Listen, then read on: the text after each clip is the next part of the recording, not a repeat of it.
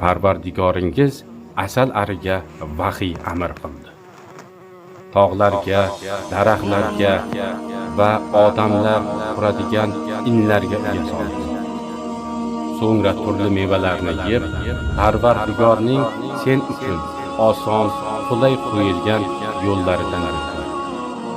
Uning qornidan alvon rangli ichimliklar, asal chiqdi. Unda odamlar uchun shifo bor. Albatta, bu ishda tafakkur qiladigan qavm uchun oyat, ibrat bor. Nahl surasi 68-69 oyatlar. Bularning hammasi Alloh taoloning azamatiga dalolat qiluvchi mo'jizalardir. Alloh taolo asalarini yuksak darajada o'zaro yordamlashib, tartibli, samarali mehnat qilib yashaydigan jamoa etib yaratdi. Asallarni ko'pchilik faqat asal ishlab chiqaradi deb o'ylaydi. Aslida asal ishlab chiqarish uning vazifalaridan biridir. Bundan tashqari, u gullarni, o'simliklarni changlatuvchi ham hisoblanadi. Asal arlarining ishtirokisiz ko'plab o'simliklar meva bermaydi. Asal ari bir tomchi shira yig'ish maqsadida mingdan ortiq gullarga qo'nadi. U gulga qo'nib, nektarni so'rib bo'lgach, o'zida bir belgi qoldiradi, toki uning sheriklari o'sha gulga qo'nib, nektar izlab vaqtlari ketmasligi uchun.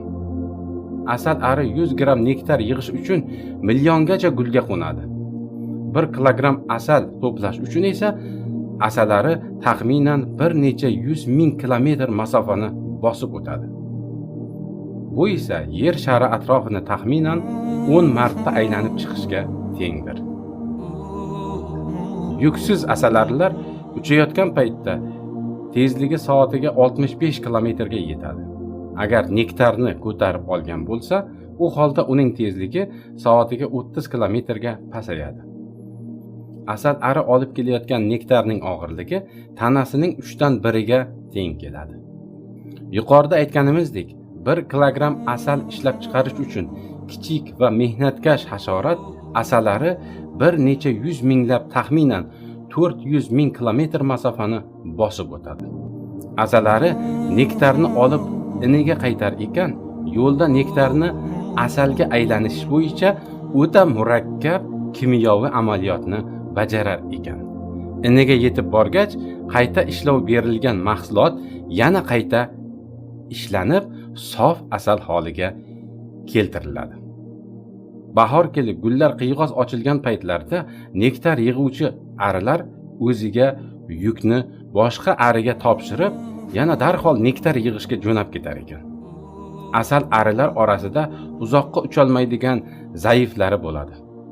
Ular mehnatkash do'stlarini yiqqan nektarni qabul qilib olib, iniga yetkazib, uni iniga olib kirib munosib joyga joylashtirar ekan. Urg'ochi arilar orasida malikaga xizmat qiladigan, unga taom keltirib turadigan oqsoch arilar ham bor ekan. Ba'zi arilar malikalarga shohona taom sifatida gul changi yig'ib keladilar. Agar malika ari o'lsa, inda tartibsizlik va zaiflik yuzaga keladi. Malika asalari insonni chaqmaydi. Erkak asalarilarning vazifasi malikani urug'lantirish. Urg'ochi asalarilarning vazifasi xizmat qilish. Malikaning vazifasi tuxum qo'yishdir.